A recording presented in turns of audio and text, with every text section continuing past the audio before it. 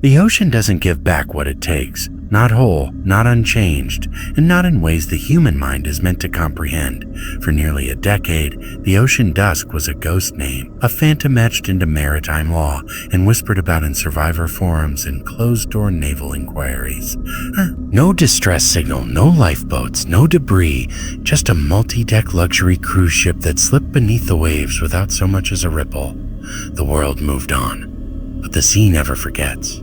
And when its secrets rise to the surface, they do so on their own terms. What you're about to read isn't a theory, or a rumor, or a dramatization. It's a reconstruction pieced together from corrupted footage, scrambled logs, and something far more disturbing, a consciousness that made contact with our technology through the black box of the ocean dusk. This story isn't about a shipwreck.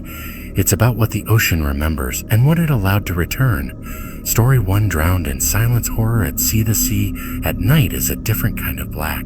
It doesn't reflect, it doesn't end. It just swallows, and when the ocean mirabilis cut through the water on March 9th, 2019, it felt more like sliding into a mouth than embarking on a vacation. I remember how excited Emma was, laughing, filming, soaking in every moment like her phone's memory had infinite space to archive joy. She filmed the moment we stepped into our cabin, the glint of chandeliers in the atrium, the absurd limbo contest near the pool, and me rolling my eyes through it all with a beer in hand and a crooked grin, pretending I wasn't enjoying myself. For the first 2 days, I actually forgot the weight of the world back home. Emma's laugh was contagious, and the ocean stretched around us like a promise. But the third night broke the spell. We had drinks on deck 12, open bar, light breeze. Stars spilled across the sky like someone slashed open heaven, and then she said she wanted to check out the stargazing deck. I excused myself to use the restroom. 5 minutes tops. When I came back, she was gone. I thought she'd wandered off, maybe ran into someone she knew, maybe got curious and kept exploring, but the minutes stretched. Then an hour. I checked our cabin, the lounge, the deck again. I even peeked into lifeboat stations, wondering if maybe she'd tripped, twisted an ankle, waiting for help. But there was no Emma, not in the spa, not in the infirmary. And when I finally broke down and reported her missing, the security officer barely looked up, already pulling up the CCTV feed like it was routine. They were calm, almost bored, until the glitch. There she was, walking toward the upper deck stairs, then nothing. The feed skipped exactly 13 minutes. When it resumed, the deck was empty. No Emma, no one, just silence. I probably jumped. The officer said, scribbling into a log. I wanted to scream. Emma didn't jump. She had a playlist she hadn't finished curating. She had an open tab at the gift shop. She had a goddamn half-eaten cupcake back in our room. I begged them to check again. I begged to see the raw footage, but they shrugged and printed a voucher for a future cruise experience, as if the woman I loved had been misfiled instead of vanished. That night, I couldn't sleep. The ship felt wrong. The walls pulsed like they were breathing. The engines hummed more like a throat clearing. And the ocean, it didn't soothe, it whispered, constant low, wet murmurs like words just beyond understanding. And at 3:17 a.m., I returned to deck 12. I pressed record on my phone. I stood at the rail where Emma had last been seen. That's when I heard the footsteps. Slow, squelching, wet. I turned. Nothing, but the air smelled like decay. Salt, yes, but also algae, like the belly of a forgotten pier. And there was a puddle. Not rain. The skies were clear. The same officer now avoided my eyes.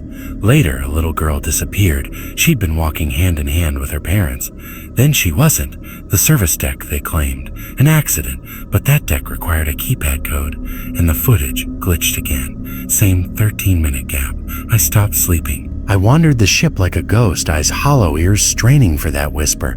That's when I met Jomar, a maintenance worker from the Philippines who offered me coffee and a confession. There's something old in this ship, he said, hands shaking, eyes darting. Older than steel.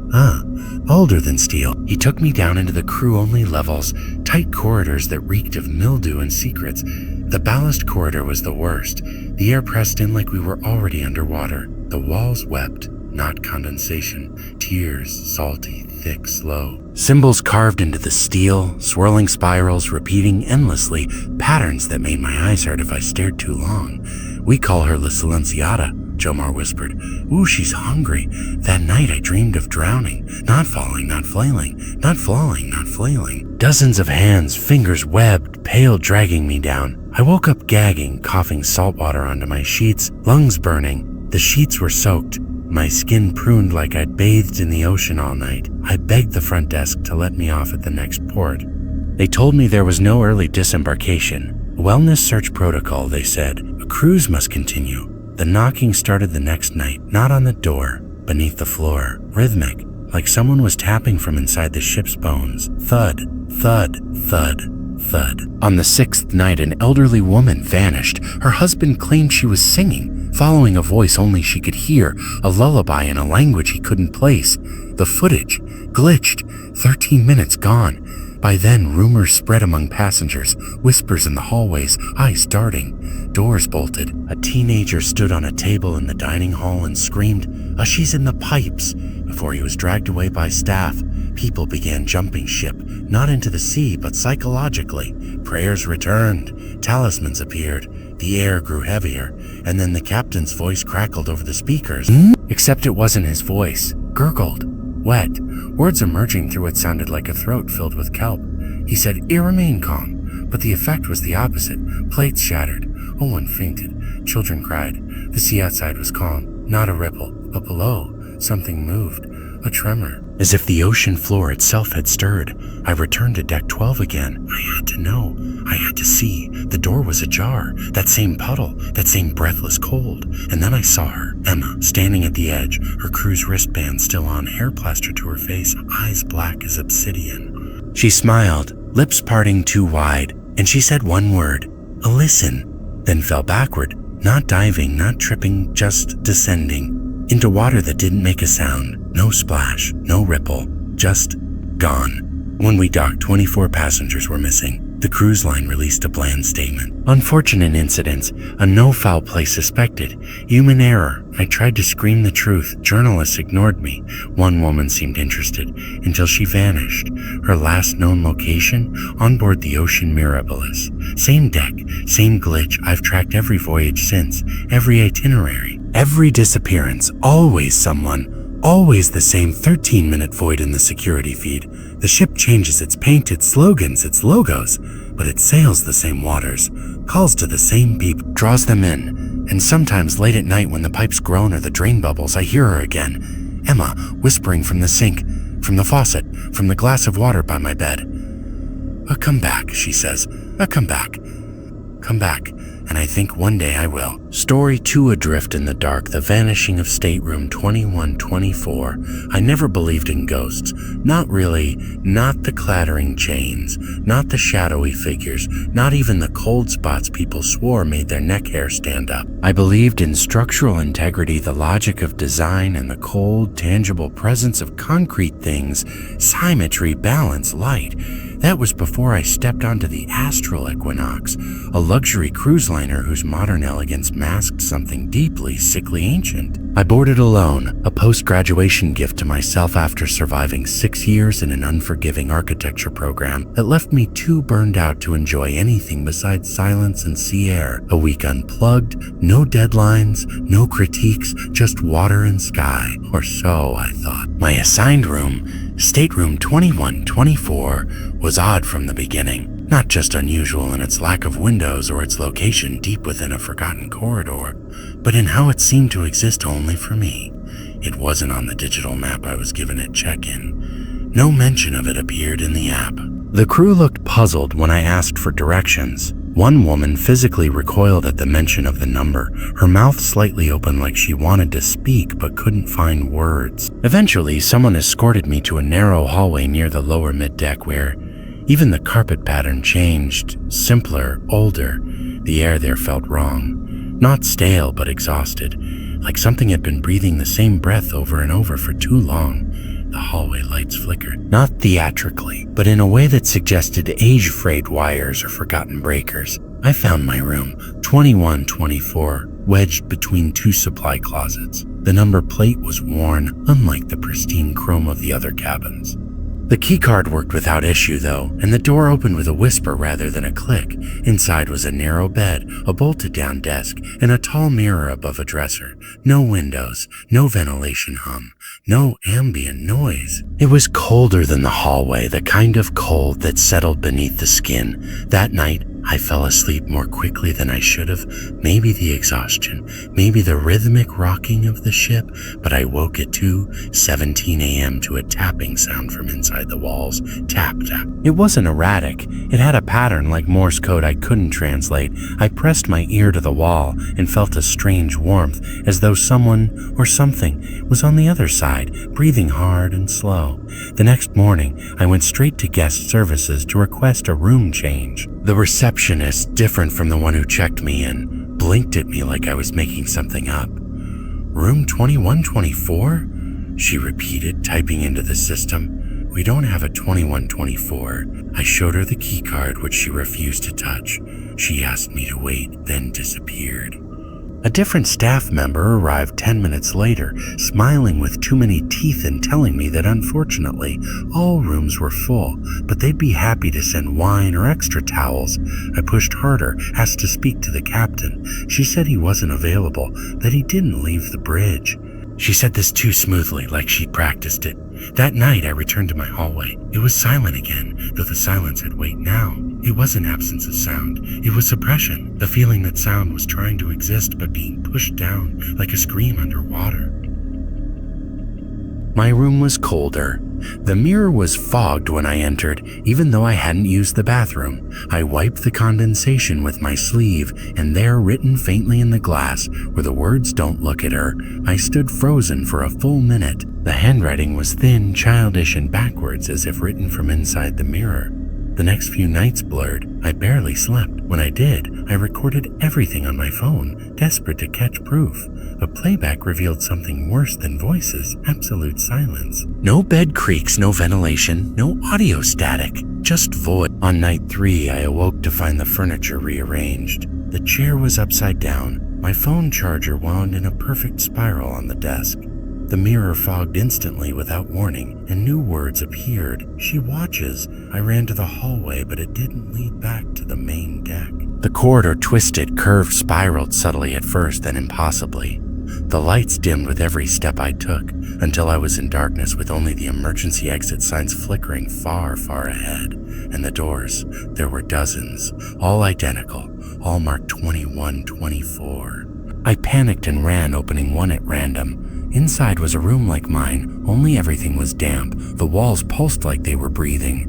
I heard laughter, not adult, not child.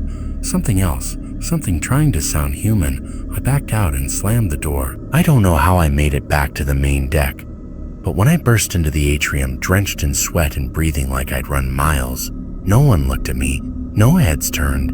It was like I wasn't there. I tried again to confront the staff. One older crewman, clearly rattled, whispered that 2124 had been sealed years ago. The ship had a different name back then, the Sea Brilliance. There had been a murder. A steward strangled a passenger in that room. Said she had changed mid-conversation. That her face had opened up like a flower blooming and her voice sounded like the sea itself. They closed off the stateroom, converted the deck, but sometimes guests still ended up there.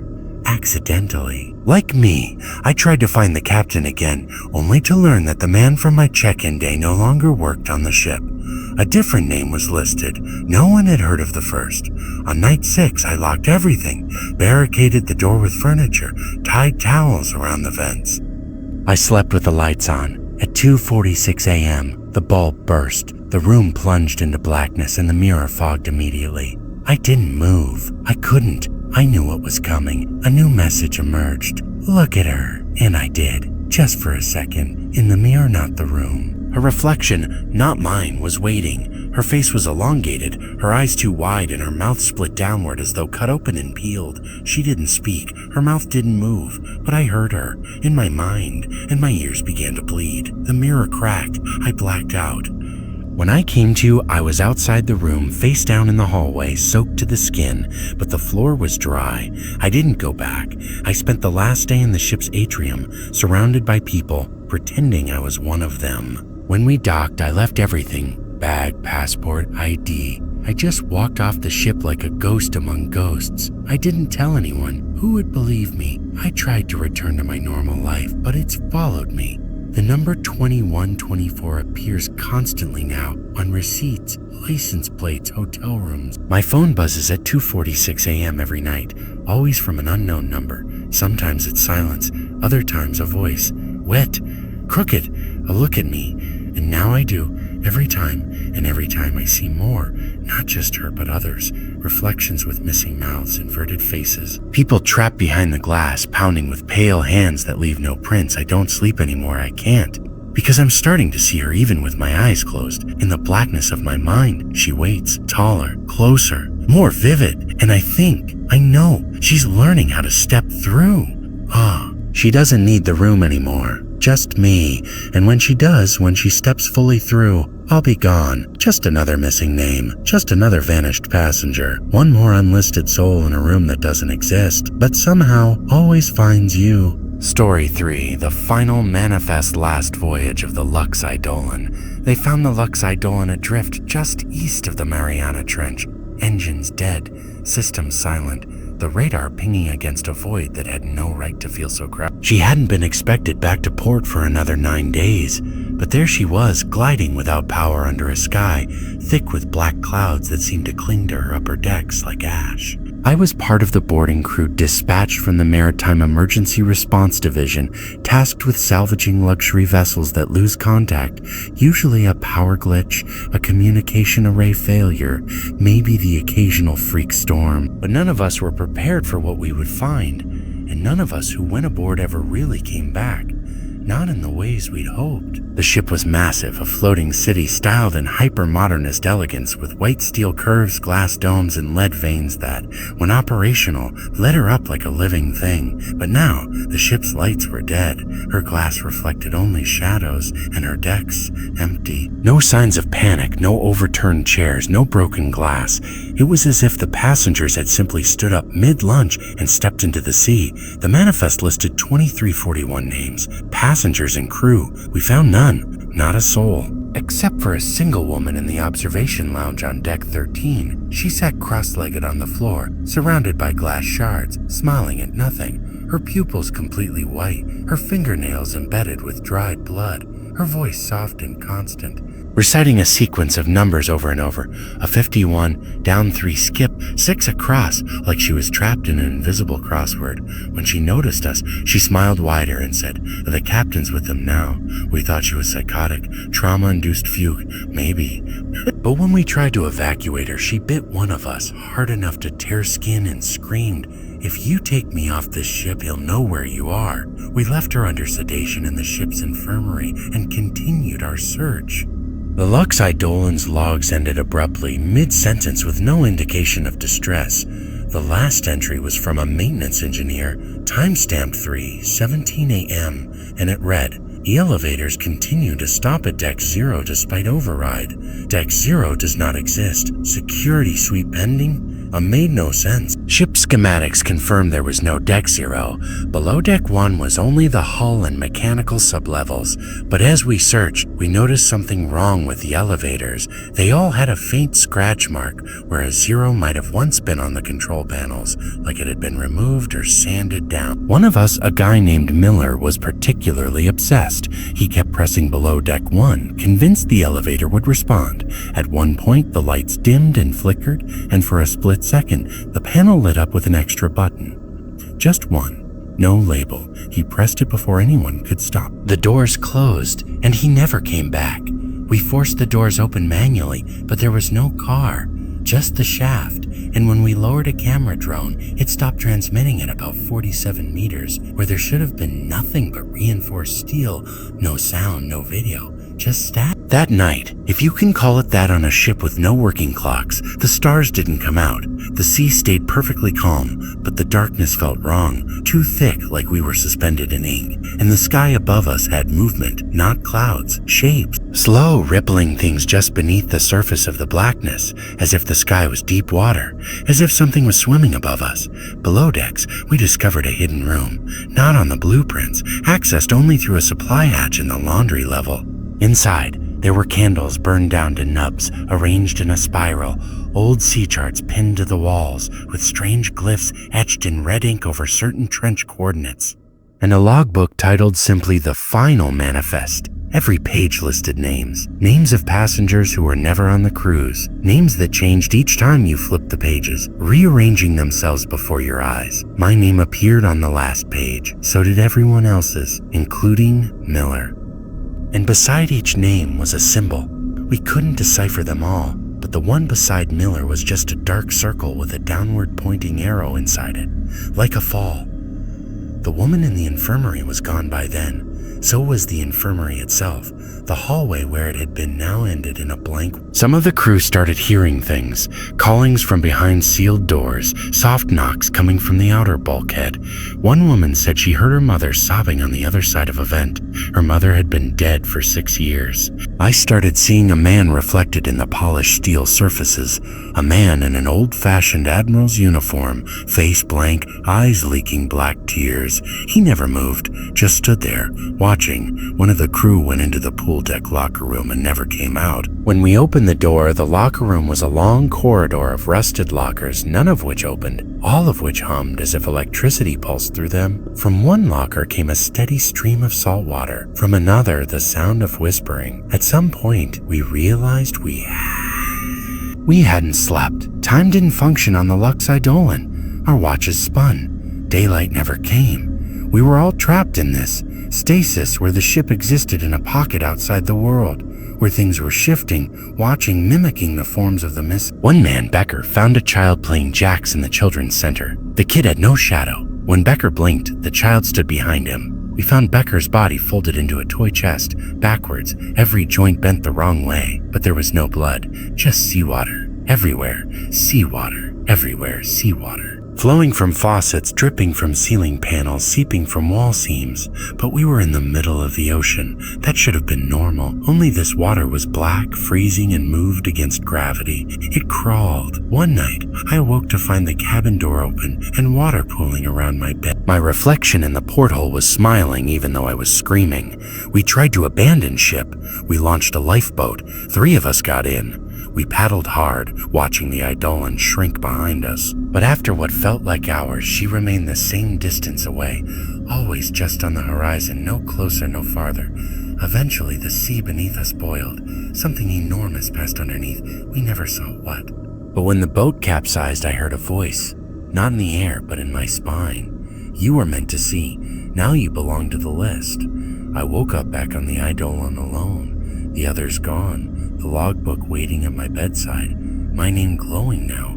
I can't tell you how I left, I don't remember. I just woke up weeks later in a hospital in Guam, dehydrated and raving, no ship in sight. The authorities said I must have hallucinated it all.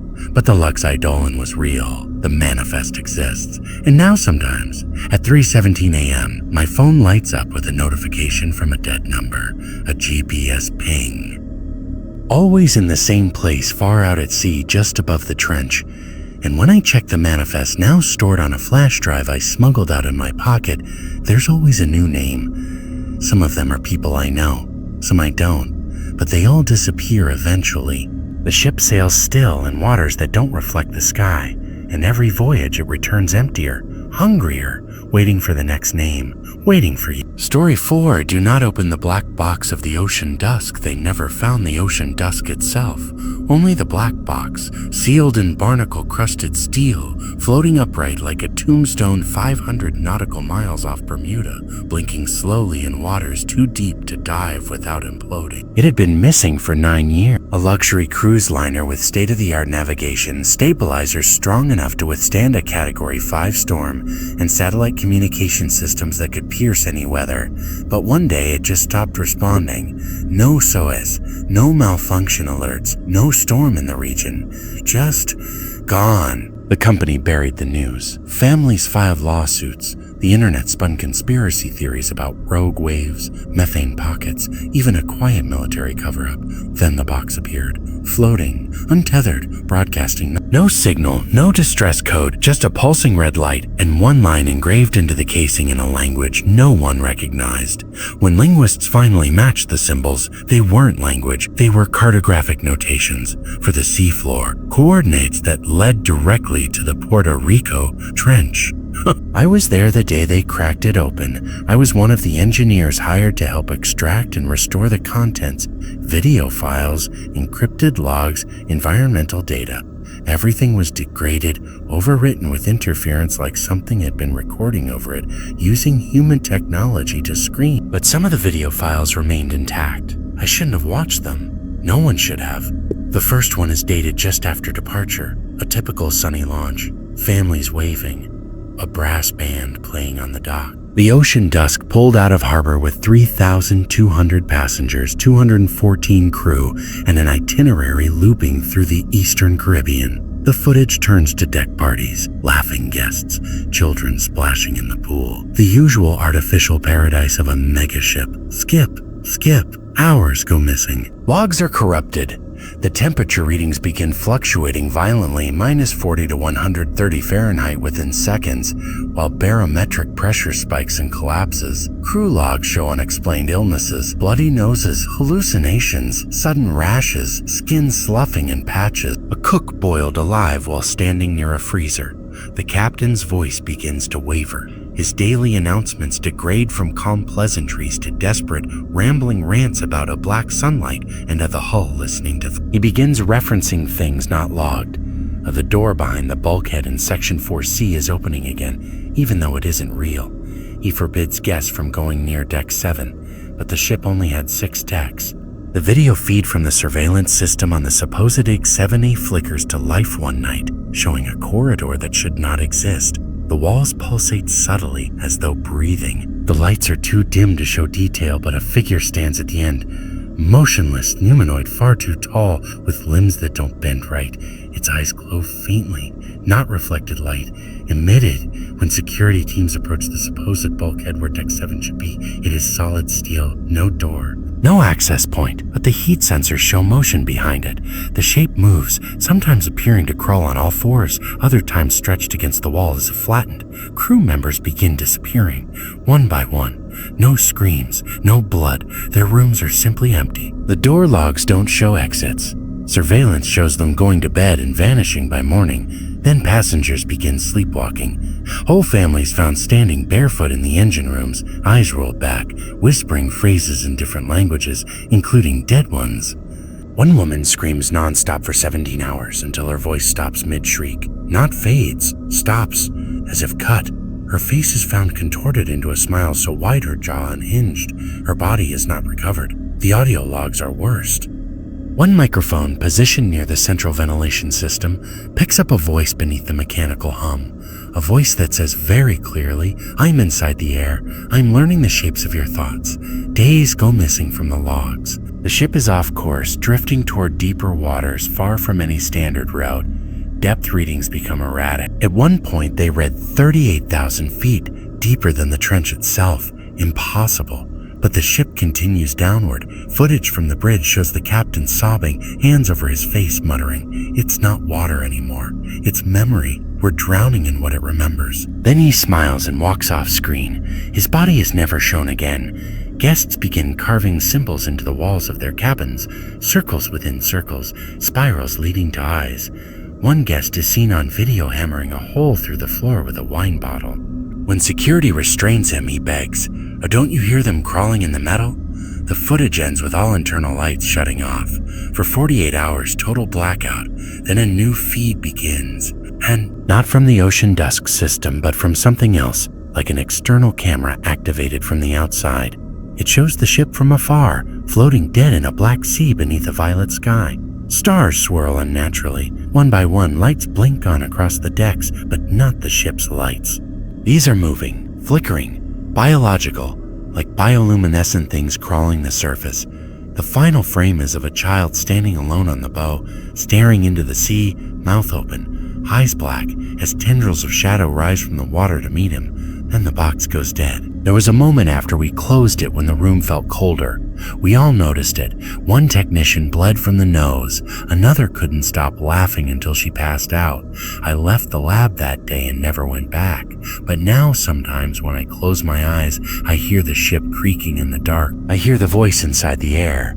And worst of all, I see new footage downloading itself into my devices. Video I never recorded, showing me sleeping in my bed from impossible angles. And in each one, there is the soft blinking red light of a recording box just beyond the door. That box should never have opened. The data wasn't just information. It was contamination. A psychic infection etched in corrupted pixels and sound waves we weren't meant to hear. Some say the ocean dusk still floats in an ocean outside our own, in a space where pressure means nothing and time peels backward. Others say it sank into the deepest pit of the trench, dragged down by something ancient and intelligent, something that learned to speak in human formats, cameras, logs, radio waves. But I know better. The ship didn't vanish. It translated. It became part of the water's memory. And now every night, something new uploads itself into servers no one can trace. Videos from empty cabins, voices whispering through Bluetooth speakers, passengers smiling at cameras that no longer exist. I write this not as a warning, but as a confession. I brought it back. And whatever was on that ship, it's learning how to leave the ocean.